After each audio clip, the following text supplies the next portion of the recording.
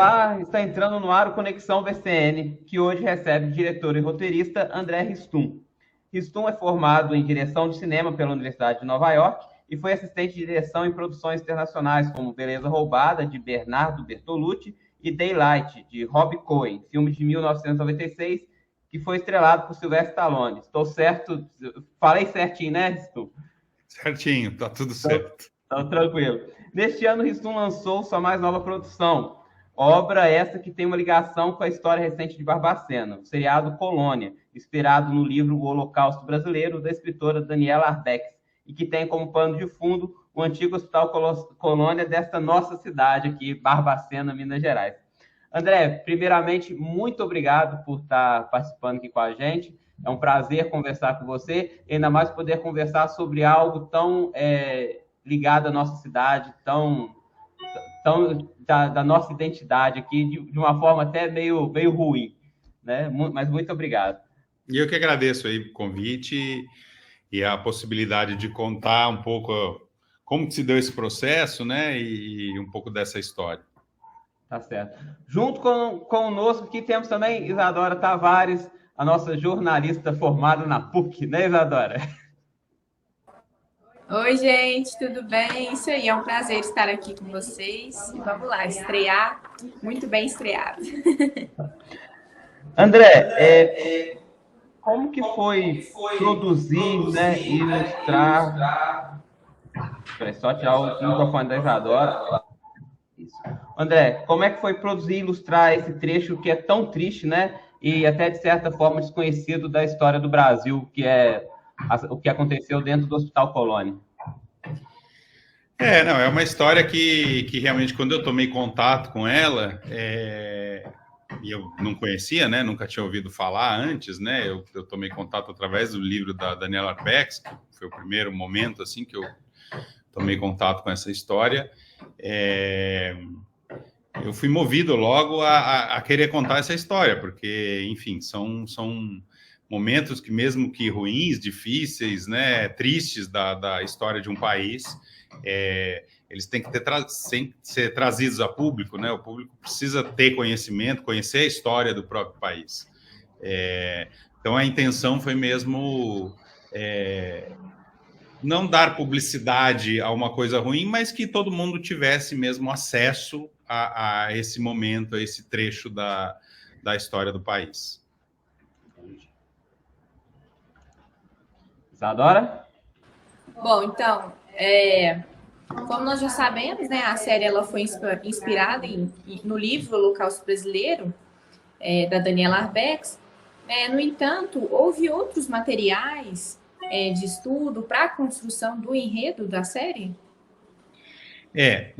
A gente, digamos que o livro da Daniela, ele é uma fonte inicial de inspiração, né, do projeto,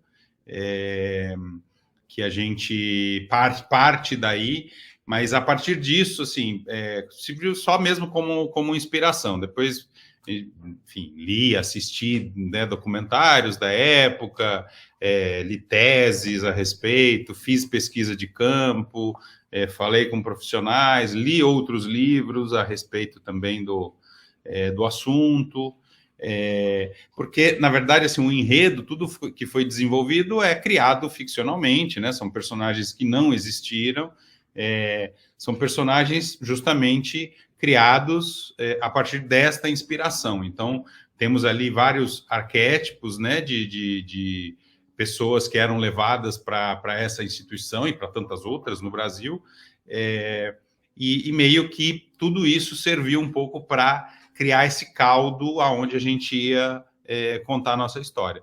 Mas, sem dúvida, assim, teve uma pesquisa aí, sei lá, não sei, agora não sei nem te dizer quantos materiais, mas, assim, mais de 20 entre livros, textos, teses e filmes, que contribuíram um pouco nesse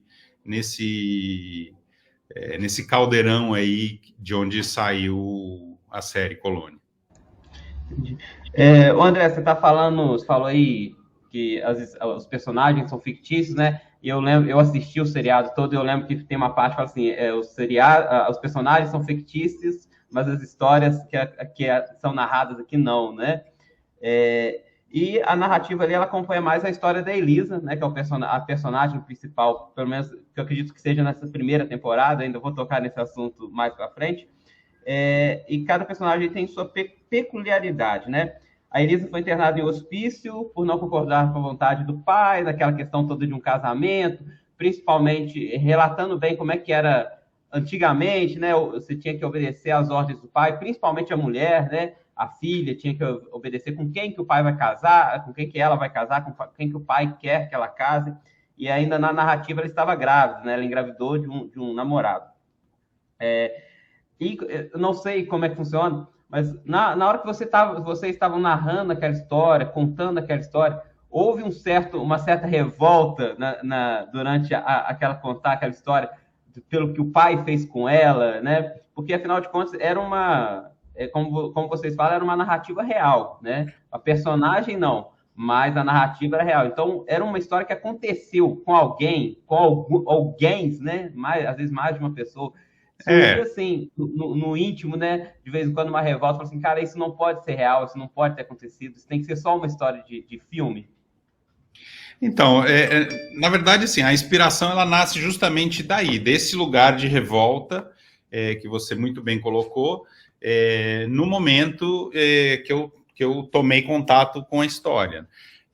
Ao ler todas as várias histórias, dos vários pessoas e perfis diferentes, né, que passaram pela instituição e que foram levados contra a própria vontade para esse lugar, o que mais me tocou foi pensar como que poderia ser levada uma pessoa grávida, sabe? Uma menina grávida. E isso, nos estudos, né, em tudo que a gente pesquisou, encontramos várias. Por isso que a gente fala, os personagens são fictícios, mas a história aconteceu de verdade. Não exatamente aquela história da Elisa que acontece ali, mas que claramente tem uma ficcionalização ali. Mas várias vezes isso se repetiu. Assim, o caso de meninas grávidas sendo mandadas para lá não foi uma nem duas, né? Então, por tudo que eu pude ler a respeito. E isso mexeu muito comigo, porque assim, sempre que eu vou pensar em alguma coisa para basear um filme, né? Para inspirar uma série, enfim, algum produto audiovisual, sempre tem que ser alguma coisa que comigo eu tenho algum tipo de conexão. E para mim existe uma questão ali de humanidade que é bizarro, assim, né? É muito desumano você querer se livrar de alguém, uma pessoa grávida de 4 meses, mandar para uma instituição, para o filho nascer longe, para, sei lá, assumirem com essa criança. É um nível assim que eu não sei, assim, eu não consigo nem encaixar isso, sabe, dentro. Não existe um paralelo, né? Não dá para falar assim, nossa, nenhum animal se trata assim, porque nenhum animal é tratado desse jeito dentro de uma fazenda, sei lá. Então, eu fico pensando que pessoas são essas, né? Que fariam isso, que teriam esse tipo de atitude. Então, assim, essa revolta que você colocou aí, na verdade, é o estopim, né? É o que fez partir. Eu fiquei revoltado com essa situação e como que foi possível que isso se repetiu tantas vezes, né?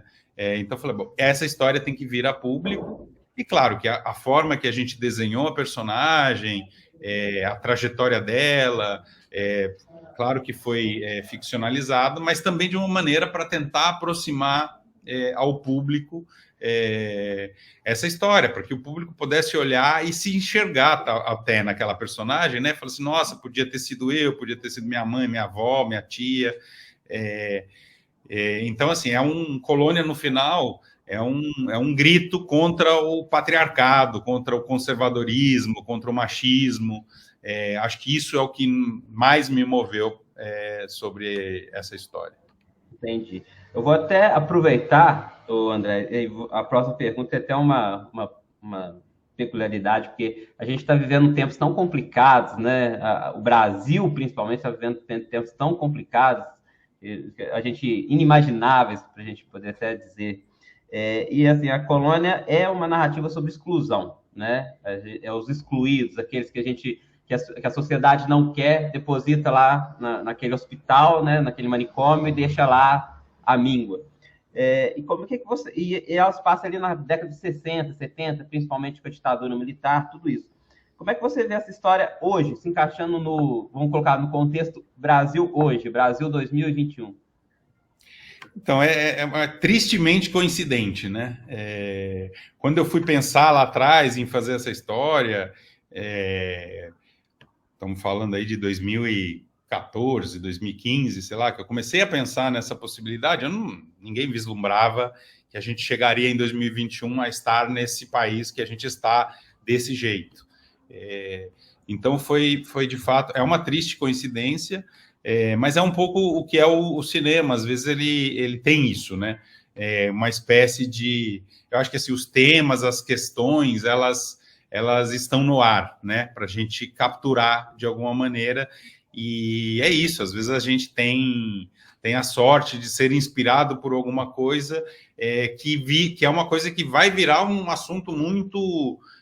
real e muito atual alguns anos depois, né? Porque é isso, assim, nada nasce do zero, né? Tudo vem sendo construído. Então, não sei nem te explicar, assim, de uma forma prática como que isso se deu, mas, de fato, assim, é triste a coincidência da gente ver o Brasil de hoje e ver a quantidade de semelhanças que tem com a nossa história, principalmente no que diz respeito à exclusão, né, e eliminação de determinados padrões ou escolhas, né, do ser humano. Entendi. André, quais foram assim, as principais dificuldades que vocês tiveram para estar gravando o Colônia, né, o seriado? Olha, assim, a gente tinha um orçamento pequeno, né? Então, acho que a maior dificuldade foi essa, tentar conseguir, porque a gente está falando de um lugar que é povoado por centenas, talvez milhares de pessoas ao mesmo tempo. A gente não tinha como recriar esse ambiente tão lotado. Então, assim, tentar entender ali um pouco como recriar esse ambiente, mas que fosse um recorte, né? Acho que esse foi o maior desafio, a gente criar esse recorte, eleger ali e aí foi por conta dessa história principal da Elisa, acabou que a decisão foi contar a partir do quarto feminino onde ela vai parar. Então, assim, estamos falando de uma ala feminina, de um pedaço de uma ala feminina, onde estão ali algumas personagens que são mais importantes dentro da história, e tentar fazer esse recorte, né? Acho que essa foi a maior dificuldade de encaixar dentro do que a gente tinha de condição, né, para realizar o projeto, a grandiosidade que é esse momento, esse período de abuso tão grande contra a humanidade. E André, agora como barbacenense curioso, né, te perguntar, vocês chegaram a visitar Barbacena, as instalações que eram do hospital antigo aqui, do Hospital Colônia, o verdadeiro, né, o Hospital Colônia, vocês chegaram a visitar, fazer uma visita em Barbacena?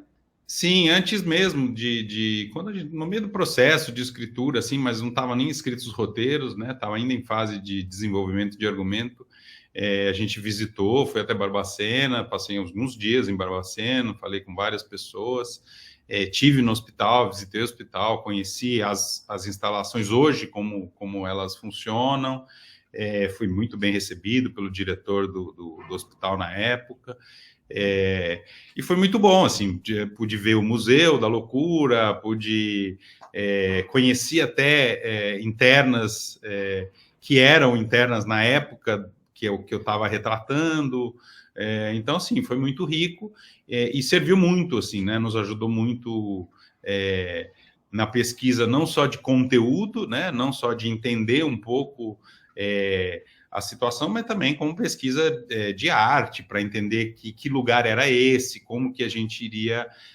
reconstruir essa realidade, mas foi sim, de fato, foi um momento muito importante, entender ali a distância, onde era a estação de trem, onde parava o trem, qual era a distância dali do Colônia para fazer esse percurso ali, enfim, tudo isso foi muito importante, poder estar e ouvir. Falei com várias pessoas, trouxe livros de fotos e etc. Enfim, foi um momento muito rico, foi muito bem recebido na época pelo secretário e depois também pelo diretor do hospital.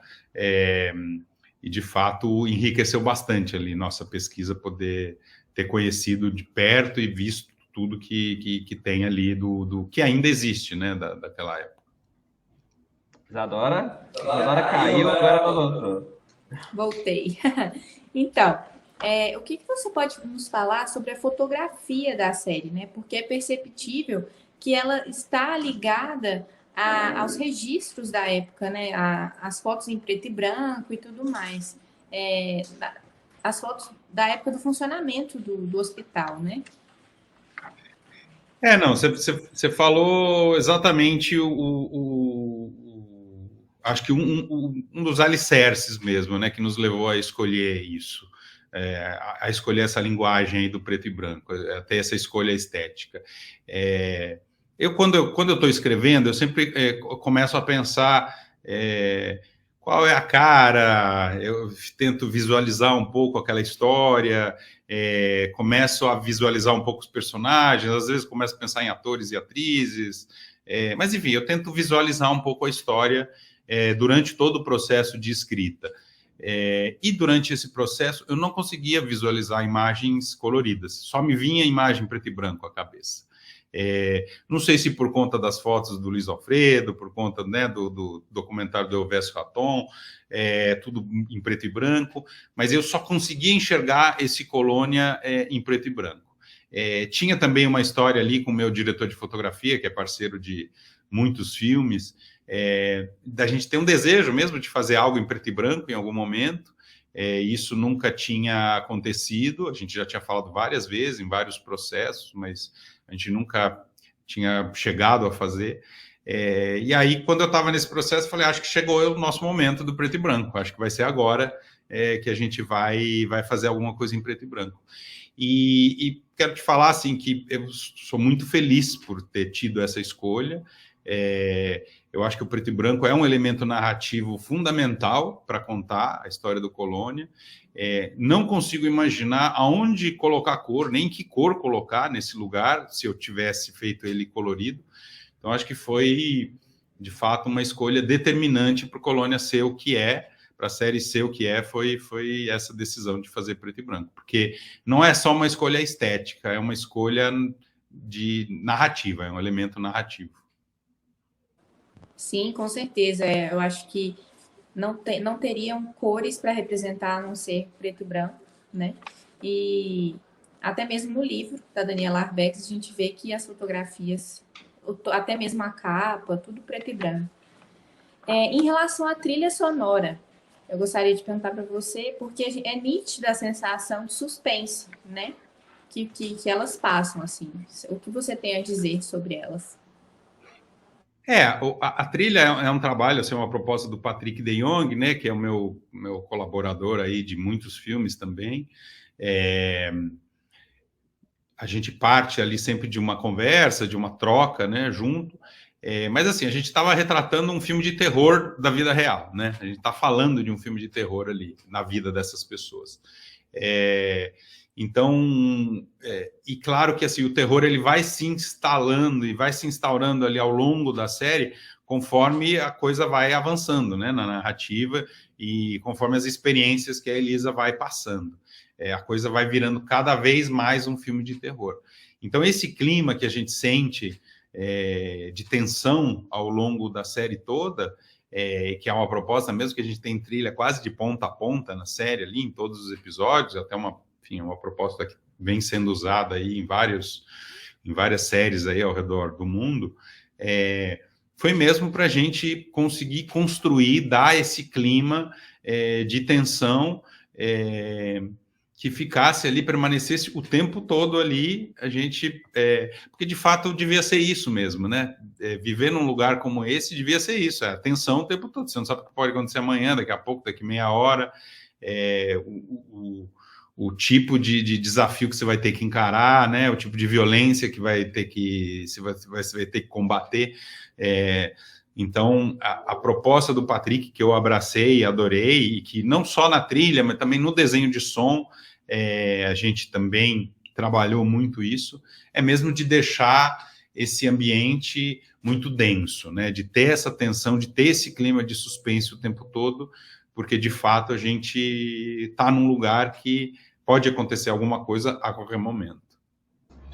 Até elogiar você, André, e toda a equipe, porque quando eu assisti o seriado, é uma angústia o tempo todo, o episódio inteiro, todos os episódios você fica num estado de angústia. Primeiro porque você fica naquele negócio assim, poxa, isso aconteceu realmente, né? Igual a gente falou das histórias reais dentro do Hospital Colônia. E a outra vem aquela trilha sonora, um ambiente todo em preto e branco, e como é um seriado onde, tipo assim, você não sabe, às vezes o personagem principal pode morrer a qualquer momento, será que ela vai sair dali? Ela tem os planos para tentar sair, acontece, e o caos acontece a todo momento, a gente fica numa angústia o episódio inteiro, e em todos os episódios, até o final da série. Aliás, até quando no último episódio, na última cena, a angústia perdura, porque a gente não sabe o que acontece em seguida, né? Não darei spoilers. Ô, André, igual eu falei, eu vi o seriado, adorei o seriado. Eu só senti falta de uma coisa. Aí sabe aquele barbacenense chato, né? Eu senti falta só de ver realmente a estrutura principal o ícone aqui, né? Aquela torre toda, aquela estrutura principal do hospital. Que a série não foi gravada em Barbacena, né? Foi gravada no interior de São Paulo, se eu não me engano. Eu perdi a cidade. Foi uma opção de vocês? Vocês acharam que a estrutura daqui não passaria, talvez, a sensação que vocês queriam dentro do seriado? Questão orçamentária? Tem algum motivo da série não ter sido gravada especificamente em Barbacena? Então,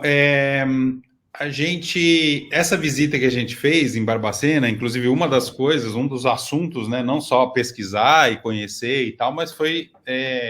levar esse questionamento, né, ao diretor do hospital e entender da possibilidade da gente gravar em Barbacena mesmo, algumas cenas que fosse, né, não necessariamente a série inteira, mas a gente foi conversar mesmo para entender se isso seria possível. E acabou que ele, por uma questão de preservação ali do maior estado emocional e psicológico ali dos pacientes, nos disse que seria ruim para eles, porque isso poderia remeter a uma memória daquele passado tão medonho na vida deles. Então, ele nos pediu que a gente não fizesse nada ali por conta disso. Mas a gente, de fato, levou. Eu tinha uma vontade ali de fazer alguma coisa. Quando a gente foi falar, não tinha muita clareza se era fazer tudo, fazer uma parte, fazer alguma coisa e tal. Mas, enfim, a coisa foi descartada de largada por conta de um olhar humano mesmo, né, do diretor do hospital, de pensar em seus pacientes e de pensar no bem-estar deles.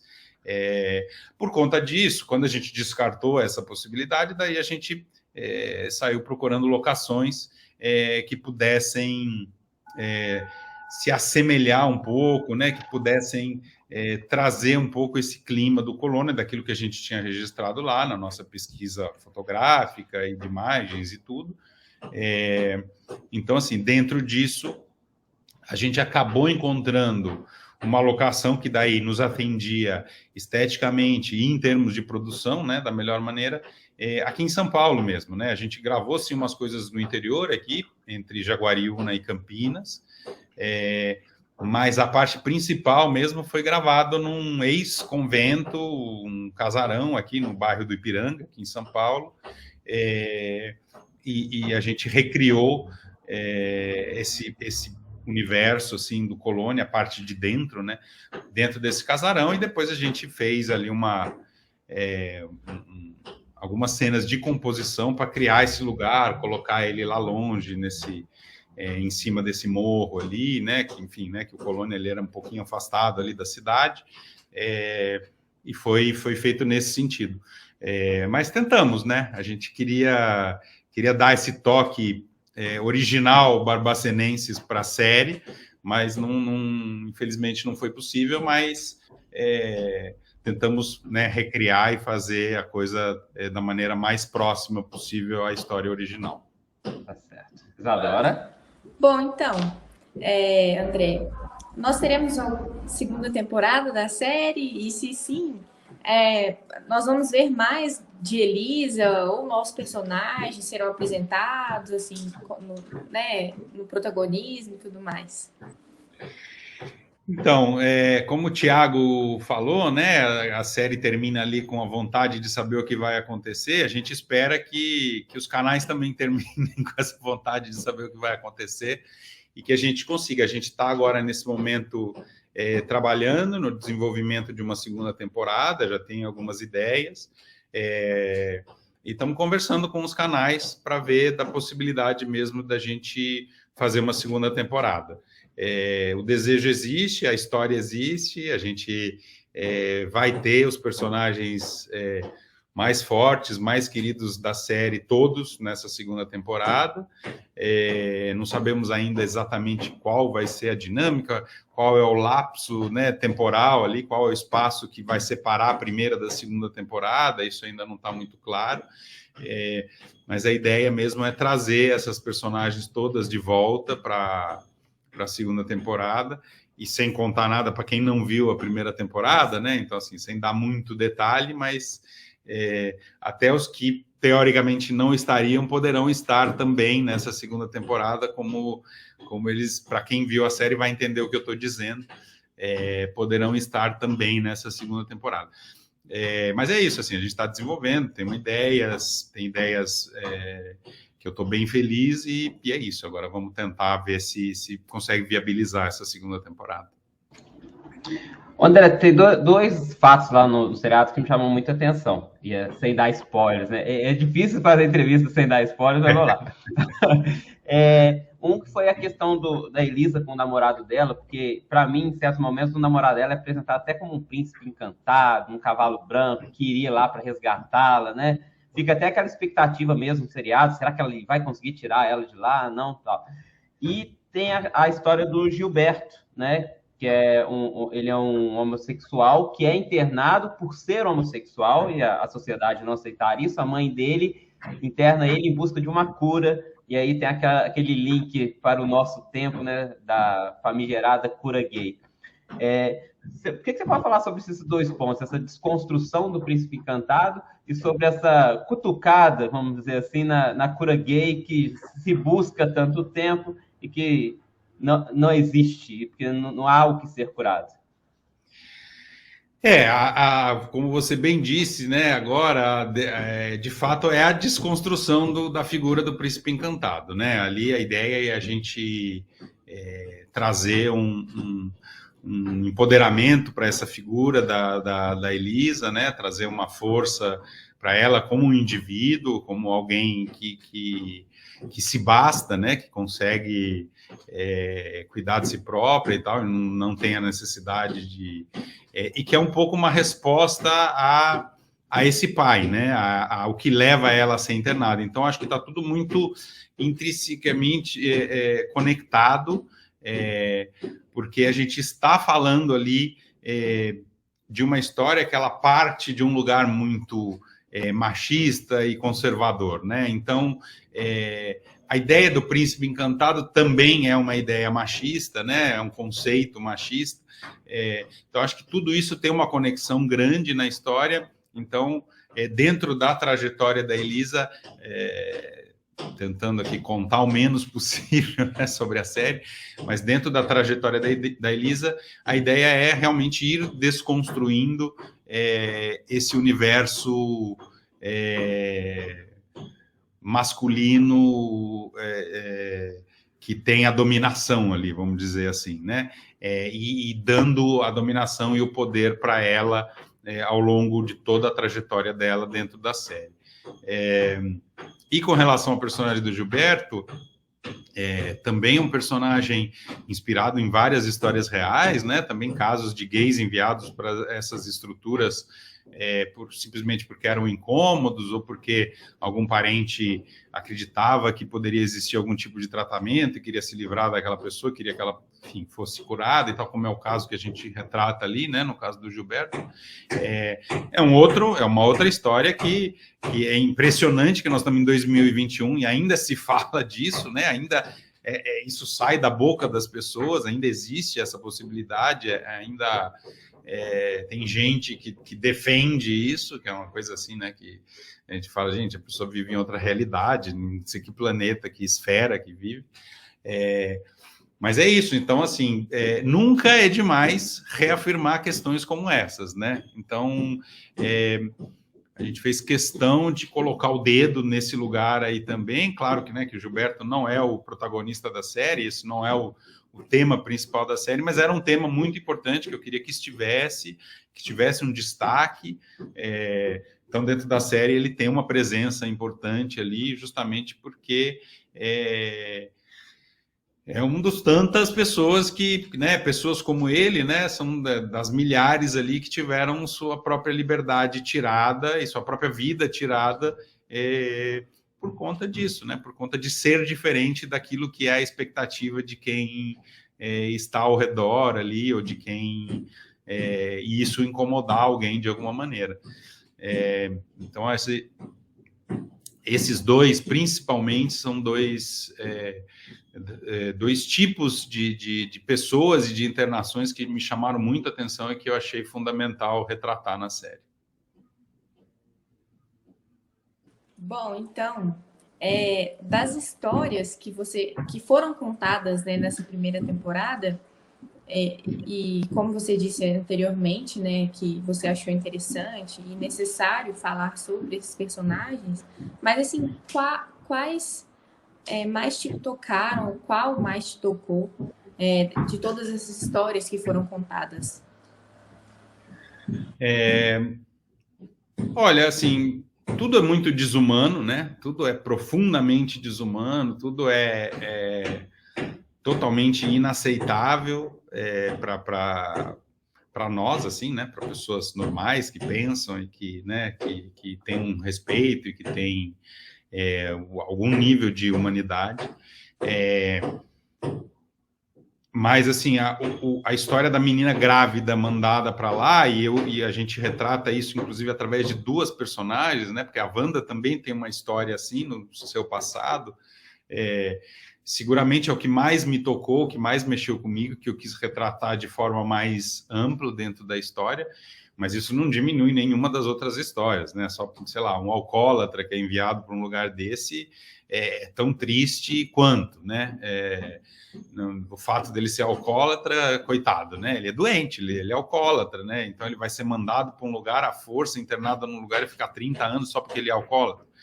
Então, enfim, eu acho que todas as histórias elas são graves e tristes, mas é isso, assim, a gente escolheu narrativamente essa história principal ali, né, e depois trouxemos as coisas mais conectadas com essa sociedade machista, conservadora, né, que além de ser a menina grávida ou vítima de estupro do patrão ou que engravidou do namorado e a família não aceita e tal, mas também trazer a coisa da amante que é mandada para lá, né, através do personagem da Valesca, pelo cara para se livrar dela, porque era um problema ali na vida dele, ou do menino gay, enfim, tudo isso dentro dessa estrutura muito machista dessa sociedade. Acho que é onde a gente foca mesmo o olhar da série. André, para encerrar, né, na sua visão, qual que é a mensagem principal que o seriado Colônia deixa para os espectadores ou quer deixar para quem assisti-lo, né, para essa nossa sociedade brasileira do século XXI? Olha, acho que hoje em dia a série ela tem um papel até mais importante do que eu imaginava ela iria ter, porque ela de alguma maneira ela desperta um olhar mais humano nas pessoas, e quem sabe isso não possa colaborar para que a sociedade, para que as pessoas que estão inseridas num momento de uma polarização extrema e totalmente desnecessária, né, de ter um olhar pelo outro, né, de olhar para o outro. Então, ser tocado pelo outro, né, e não simplesmente ficar ali com os ouvidos tampados, sem ouvir o que o outro está falando e só proferindo ali determinadas frases, né. Eu espero que o Colônia tenha eu acho que tem tido, assim, pelos retornos que eu tenho recebido desde do momento do lançamento, tenha mesmo, de fato, uma função de humanizar mais as pessoas, né?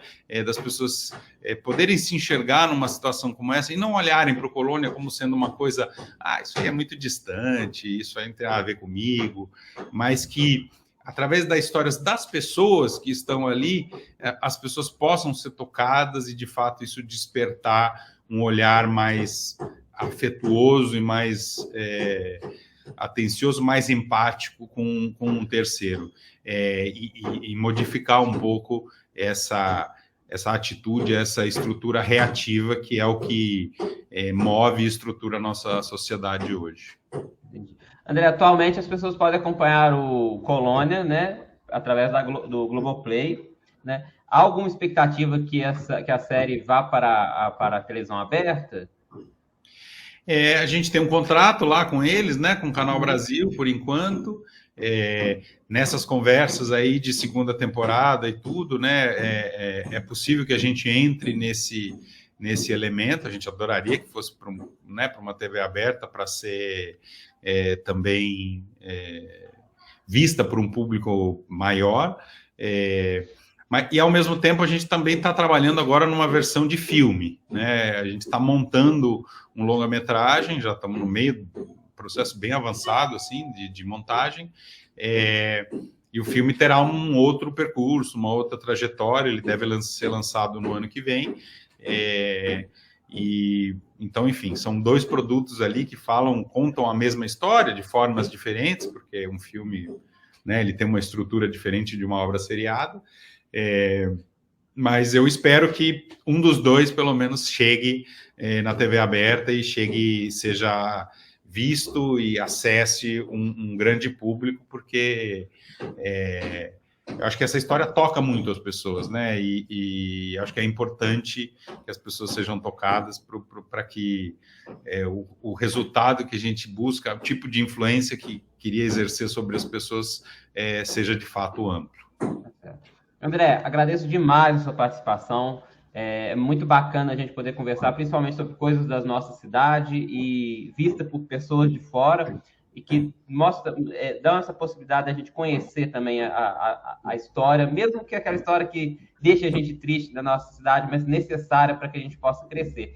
Eu espero que a gente ainda possa se encontrar, quem sabe, no Festival da Loucura, que está previsto para retornar a Barbacena, que é um festival onde se trata dessa questão também da saúde mental. Não sei se você já teve a possibilidade de participar de edições anteriores, mas quem sabe já deixa a dica para quem estiver organizando, para estar convidando você para estar falando sobre o Colônia, não é mesmo? E espero aí, em breve, a gente poder estar conversando, quem sabe, sobre uma segunda temporada do Colônia, sobre o filme do Colônia, né? E até conversando um pouco mais sobre Barbacena e outros projetos seus aí no cinema e na televisão. Muito obrigado, André. Se quiser deixar alguma mensagem pessoal, o microfone está aberto. Eu que agradeço, muito obrigado aí pela oportunidade, e quero mandar um beijo aí para todo o pessoal de Barbacena, onde fui muito bem recebido e, enfim, foi um momento curto, mas intenso e muito afetuoso, assim, né? De todo mundo realmente muito aberto, muito disposto a colaborar e ajudar para contar essa história. Então, um beijo aí para todo o pessoal, o povo de Barbacena, e espero estar em breve, quem sabe aí no Festival da Loucura, ou quem sabe aí para lançar o filme no ano que vem. Enfim, tenho essa vontade, quem sabe a gente não se encontra em Barbacena em breve. Com certeza.